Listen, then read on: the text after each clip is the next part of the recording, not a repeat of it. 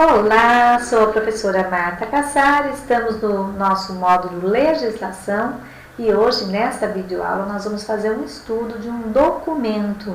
Não é uma deliberação, não é um parecer, é um documento elaborado por um grupo de trabalho instituído por portaria ministerial do MEC. Vamos lá? O título desse documento se chama Política Nacional de Educação Especial na Perspectiva da Educação Inclusiva. O que eu fiz para vocês? Eu fiz uma síntese das principais ideias desse documento. E já iniciamos aqui prestando muita atenção em quem instituiu esse grupo de trabalho e como foi historicamente. Olha só, o MEC, no caso, como eu já disse, através da Secretaria de Educação Especial, que hoje já não existe mais, estamos em 2020, essa secretaria já não existe mais e ele foi elaborado por um grupo de trabalho, veja, não foi elaborado pelo Conselho Nacional de Educação. Esse grupo de trabalho foi instituído por uma portaria ministerial, na verdade por duas, a primeira em junho de 2007 e depois houve uma prorrogação através de uma outra portaria em outubro de 2007, tá? Então, primeiro um olhar atento com relação a esse documento. Não é uma deliberação, não é um parecer, não é um documento elaborado pelo Conselho Nacional de Educação. É um conselho elaborado a partir de uma portaria ministerial, ou seja, do MEC, e que aí, a partir de então houve uma consulta a todas as partes interessadas no tema Educação Especial, Educação Inclusiva, e aí a partir dessas consultas, esse grupo que não trabalhou com suas próprias ideias, trabalhou também com as suas ideias e com as ideias de toda a população, todas as partes interessadas, como a gente diz, no tema, e aí elaborou esse documento. Esse documento está dividido em algumas partes. Vamos ver quais são as partes. Olha, ele está dividido em 6 partes. Na introdução, ele coloca, então, aqui para vocês, que o documento ele veio para quebrar, para superar as questões da exclusão da pessoa com deficiência, das crianças com espectro autismo, das crianças especiais na rede pública escolar e também na rede privada. Então, por que essa criança está excluída? Ele fala dessa introdução e vai contar para a gente das dificuldades, não? Desse trabalho com as crianças, da falta de preparo, etc. Em seguida, ele traz para a gente esses marcos históricos e normativos. Quais são esses marcos históricos? Qual foi o passo a passo historicamente construído na busca dessa superação, dessa exclusão da pessoa, da criança especial? Em seguida, ele dá um diagnóstico da educação especial neste ano, né? Como ela foi em outubro, esse documento todo foi publicado, e aí é um diagnóstico do ano de 2008, no caso, porque o grupo de trabalho terminou o trabalho e teve, então, dados de 2008. Então, o que nós temos aqui desse diagnóstico é daquele momento histórico, 2008, ok? Em seguida, ele vai falar dos objetivos da Política Nacional da Educação Especial na perspectiva da educação inclusiva, e nós vamos conhecer. Fala desses estudantes atendidos por esse documento. Quem são esses educandos? Quem são esses estudantes?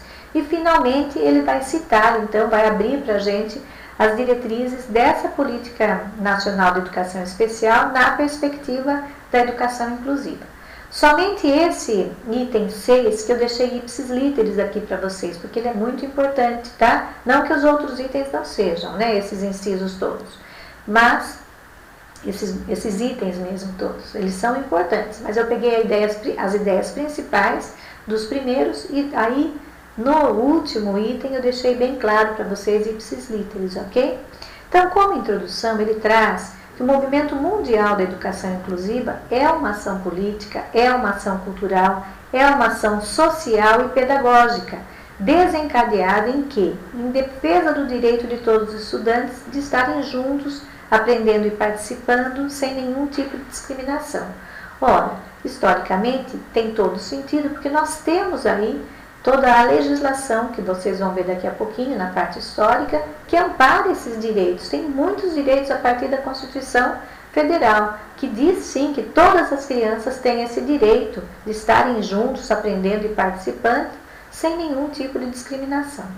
A educação inclusiva constitui um paradigma educacional que é fundamentado na concepção de direitos humanos, ou seja, esse documento está pautado nas relações que dizem respeito aos direitos humanos, que conjuga igualdade e diferença como valores indissociáveis. Então, se perguntarem no seu concurso qual é o olhar desse documento para a educação inclusiva, podemos afirmar que constitui um paradigma educacional fundamentado na concepção de direitos humanos e que ele conjuga com a igualdade e a diferença como valores indissociáveis, quer dizer, todos são iguais e essa diferença das pessoas, exatamente é ela que compõe essa indissociação, quer dizer, todos são iguais porque justamente são diferentes. Eu sou diferente de você, você é diferente de todas as pessoas da sua família, somos únicos, né? Somos bastante singulares e todos nós estamos dentro desse processo.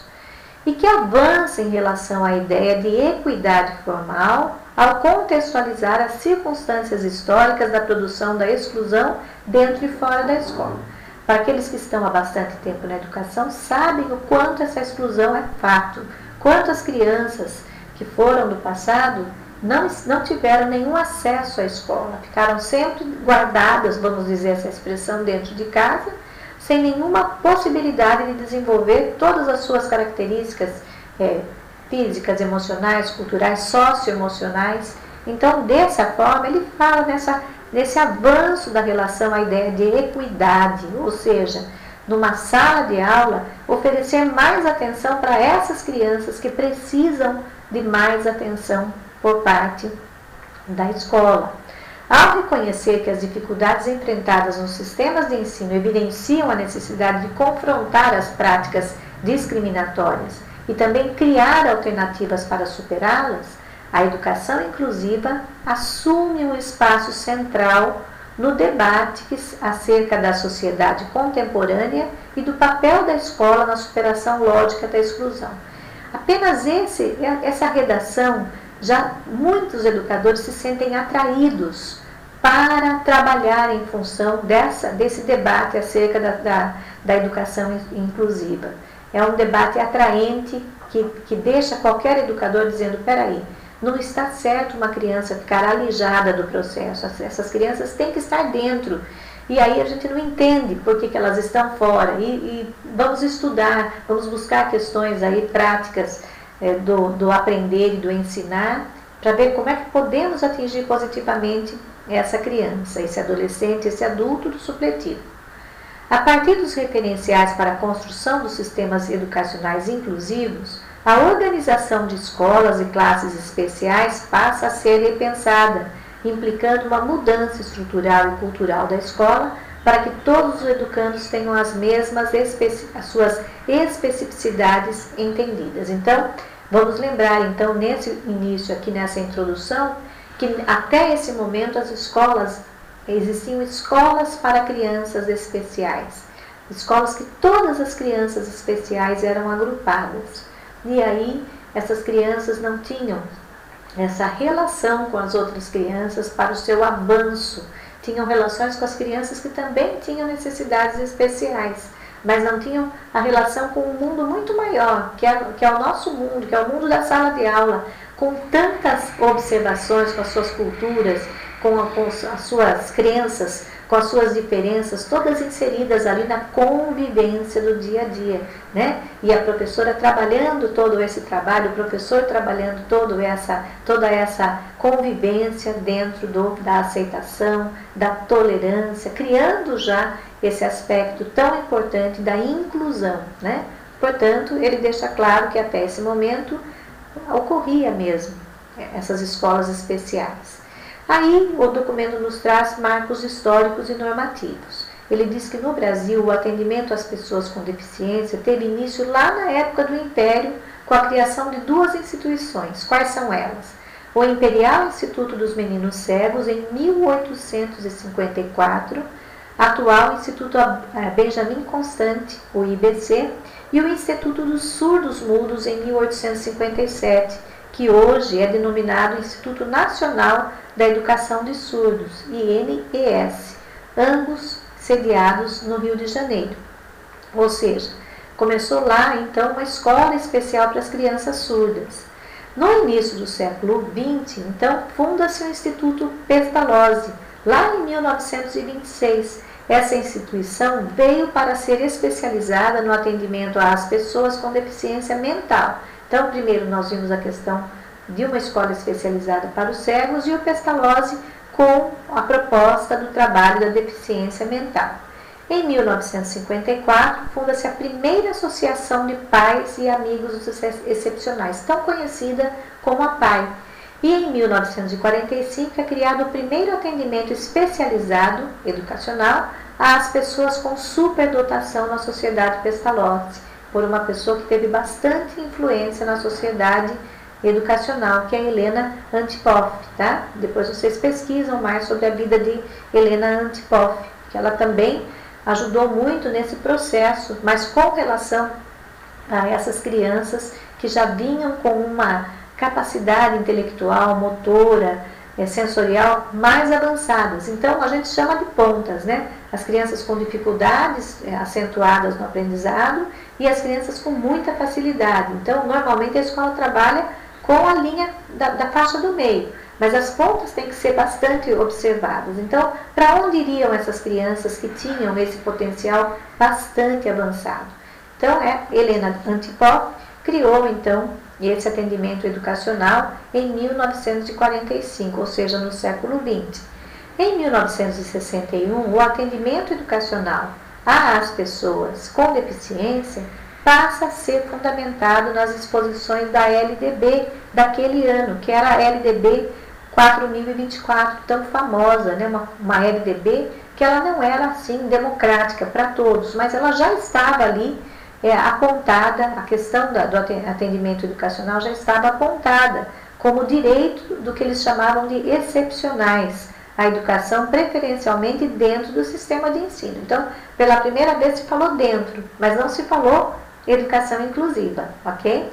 A LDB de 1971, a famosa 5692, ela alterou então essa lei que nós falamos anteriormente, a de 1961, quando ela define que o tratamento especial para os estudantes com deficiências físicas, mentais e os que se encontram em atraso considerável quanto à idade regular de matrícula e também os superdotados, não promove a organização de um sistema de ensino capaz de atender aos estudantes com deficiência, transtornos globais de desenvolvimento e altas habilidades de superdotação, e acaba reforçando o encaminhamento desses estudantes para as classes e escolas especiais. Portanto, nessa legislação também não houve essa inclusão, né? Como tinham tantas deficiências dentro de todo o sistema, essas crianças acabavam, pela falta de organização em termos de atendimento dessas crianças, elas acabavam indo para escolas especiais. Aí, na década de 70, em 1973, o MEC cria então o Centro Nacional de Educação Especial, o CENESP, responsável pela gerência da educação especial no Brasil, que sob a égide da integracionista impulsionou ações educacionais voltadas às pessoas com deficiência e às pessoas com superdotação, mas ainda configuradas por campanhas assistenciais e iniciativas isoladas do Estado, ou seja, como fosse um favor, uma questão assistencial e não como um direito, como a Constituição dizia, né? Mas não era, naquela época não era a Constituição de 88 que ela deu toda essa abertura, era uma outra Constituição. Aí, em seguida, o documento nos traz exatamente o fato dessa Constituição de 88. Traz como um dos seus objetivos fundamentais promover o bem de todos, sem preconceitos de origem, de raça, de cor, de sexo, de idade e de quaisquer outras formas de discriminação. E define no artigo 205, que trata a nossa educação, a educação como um direito de todos, garantindo o pleno desenvolvimento da pessoa, o exercício da cidadania e a qualificação para o trabalho, que nós já conhecemos, já gravamos até essa redação, né? E no artigo 206, inciso 1º, ele estabelece a igualdade de condições para o acesso e a permanência na escola, como um dos princípios para o ensino e também garante como dever do Estado a oferta do atendimento educacional especializado preferencialmente na rede regular de ensino. Ele vai falar então nesse artigo também 208, nessas AEEs que depois se tornaram, passou um tempo, né, para se tornar uma realidade para as nossas escolas. Foi demorando para esses sistemas existentes no Brasil se organizarem para esse atendimento especializado. Então, o atendimento especializado, ele já infere o atendimento da inclusão, ou seja, a inclusão da criança especial na sala, e o atendimento, então, do AEE em período oposto, como nós já estudamos, mas ocorre muitas vezes em período similar, e aí sim essas crianças passaram a ter esse direito da inclusão. Quer dizer, supostamente, mas foi mais difícil também entrar em prática, como eu digo. Aí o Estatuto da Criança e do Adolescente, que é um documento legal que nós já estudamos também, a Lei 8.069, lá no artigo 55, ele reforça os dispositivos legais supracitados anteriormente, ao ditar que os pais ou responsáveis têm a obrigação de matricular seus filhos ou pupilos na rede regular de ensino. Então, no instante que se diz que o Estatuto, a Constituição e a nova LDB nos dizem que a criança tem esse direito está garantido, porém a prática é que não estava consolidada. Também nessa década, os documentos como a Declaração Mundial dos Direitos da Educação para Todos, em 1990, e a Declaração de Salamanca, em 94, que foi muito importante para a mudança de olhares, passam a influenciar a formulação de políticas públicas na educação inclusiva. Em 1994, então, é publicada a Política Nacional de Educação Especial, orientando o processo de integração instrucional, que condiciona o acesso às classes comuns do ensino regular àqueles que possuem condições de acompanhar e desenvolver atividades curriculares programadas do ensino comum, no mesmo ritmo que os estudantes ditos normais. Aí explica uma palavra normal que é assim motivo de muita crítica, de muita reflexão, né? O que é normal, né? Daí, mas nós não vamos entrar nessa questão. Aí ficaria mais nos ditos das crianças comuns das classes, né? Ao reafirmar os pressupostos construídos a partir de padrões homogêneos de participação e aprendizagem, a política, então, de 1994 não provoca uma reformulação das práticas educacionais, de maneira que sejam valorizados diferentes potenciais de aprendizagem no ensino comum, mas mantém a responsabilidade da educação desses estudantes exclusivamente no âmbito da educação especial. Em seguida vem a nossa Lei de Diretrizes e Bases, lá de 96. No artigo 59, ela preconiza o quê? Que os sistemas de ensino devem assegurar aos estudantes currículo, métodos, recursos e organização específicos para atender às suas necessidades, assegurando, no caso, a terminalidade específica àqueles que não atingiram o nível exigido para a conclusão do ensino fundamental em virtude de suas deficiências. E também assegura a aceleração de estudos aos superdotados para a conclusão do programa escolar. E também define, na mesma LDB, nesse artigo 59, que dentre as normas para a organização da educação básica, existe a possibilidade de avanço nos cursos e nas séries mediante a verificação do aprendizado.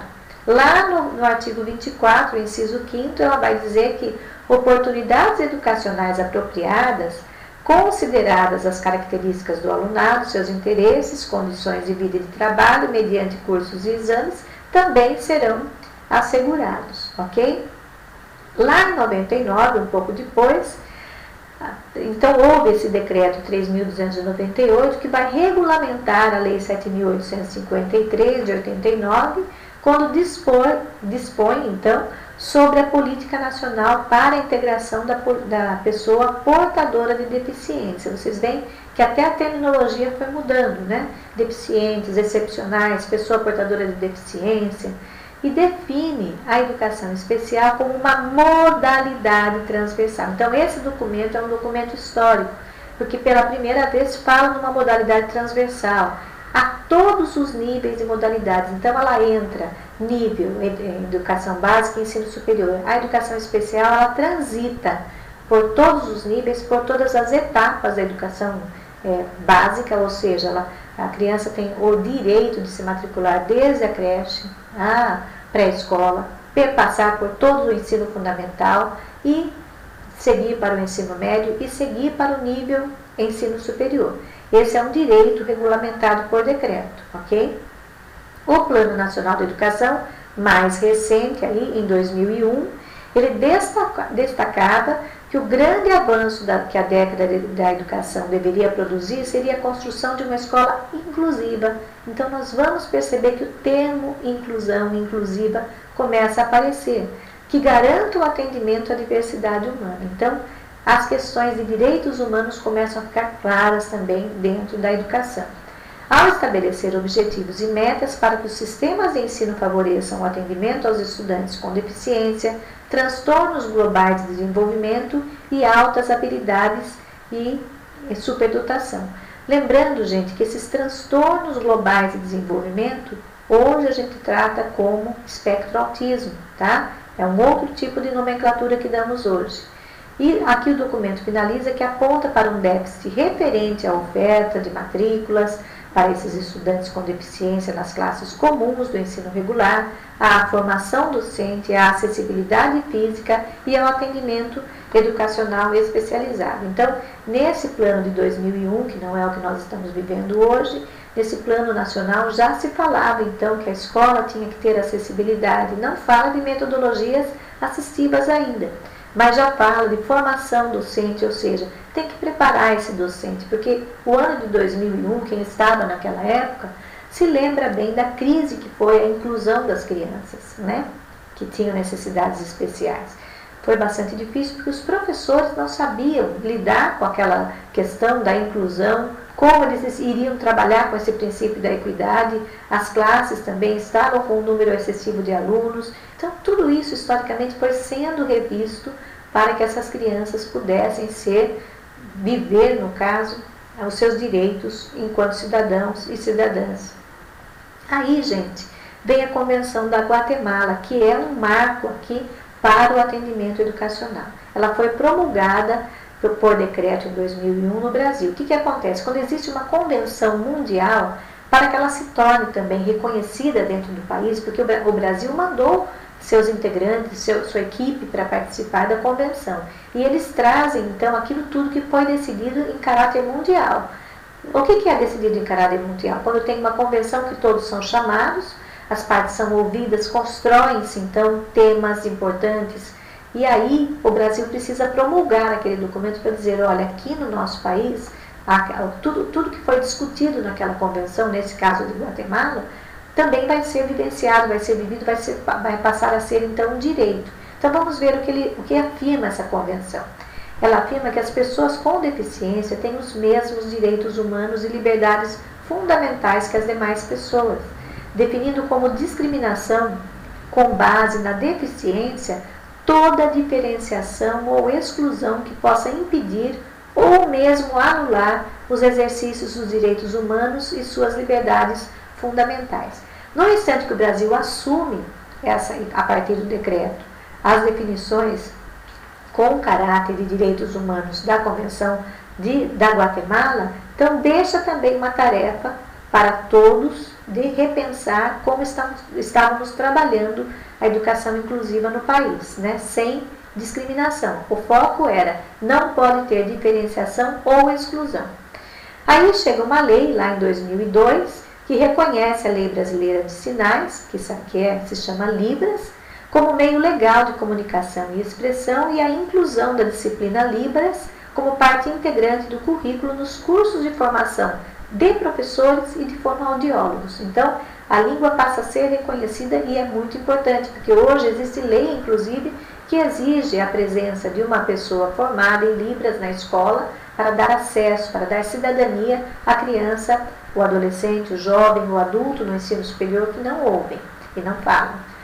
Em seguida vem a portaria de 2002 do MEC, que aprova as diretrizes e as normas para o uso e o ensino e a produção e a difusão do sistema Braille. O que é o sistema Braille? É aquela leitura que o cego faz pelas bolinhas, vamos dizer, né? Através, então tem muitas obras já editadas em Braille. Tem a Fundação Corina Doril, que traz muito material em Braille, que é importante que o professor conheça, no instante que ele está ali, o diretor, o orientador pedagógico, no instante que ele está trabalhando com a inclusão, ele conheça esse sistema Braille. E aqui ele fala que em todas as modalidades de ensino, compreendendo o projeto de grafia Braille para a língua portuguesa e a recomendação do seu uso em todo o território nacional. Então, mais uma conquista para os cegos, para os surdos, como nós vimos ali anteriormente, tá? Isso é um fato histórico importante.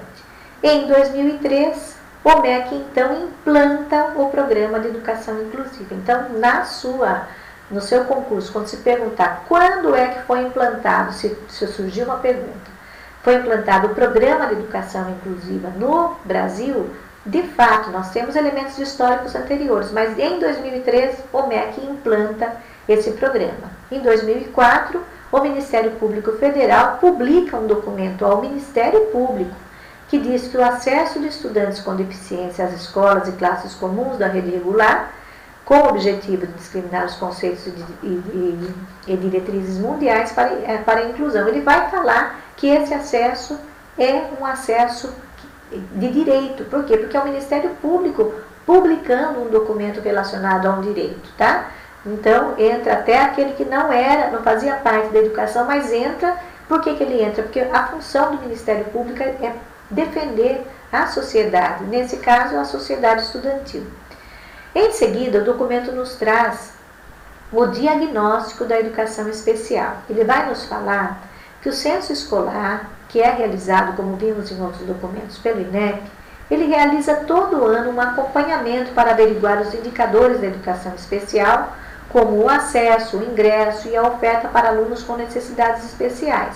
É por isso que as escolas têm que preencher direitinho essa documentação para que esses dados cheguem ao INEP e as políticas públicas possam ser, então, tenham investimentos mais acentuados, esse princípio da equidade seja realmente vivido.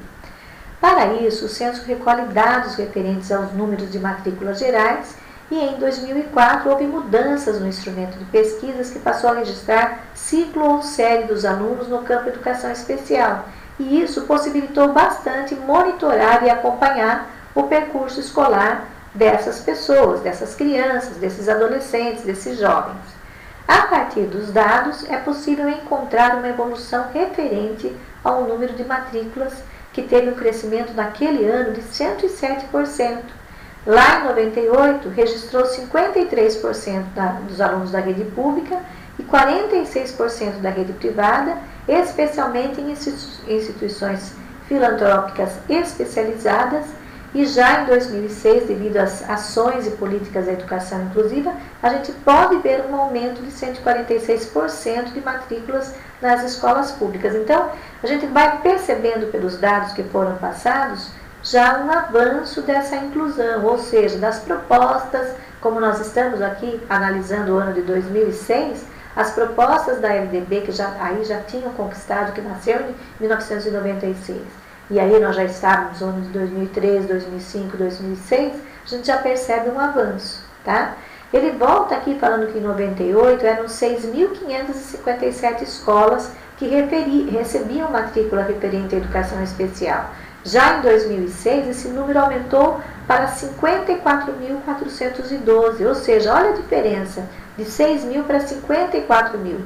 Sendo que 2.724 escolas são escolas especiais e 4.325 são escolas comuns com classe especial e 50.259 são escolas do ensino regular com matrículas nas turmas comuns.